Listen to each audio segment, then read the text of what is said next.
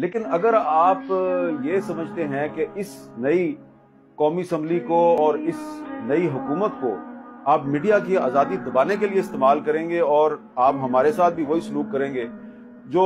پچھلے 1-1.5 سال میں آپ نے ایک سیاسی جماعت کے ساتھ کیا ہے، تو پھر سوال تو بنتا ہے نا آپ سے کہ بھائی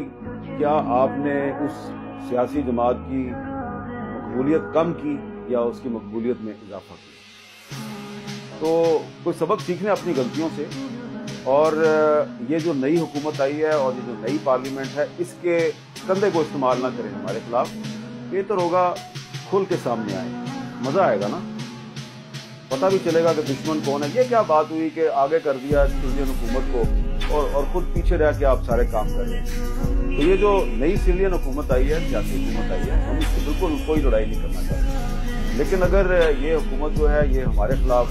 قانون سازی کرے گی، ہمارے ساتھیوں کو گرفتار کرے گی، تو پھر آواز اٹھانا تو ہمارا حق بنتا ہے۔ دوسری بات یہ ہے کہ ایک اور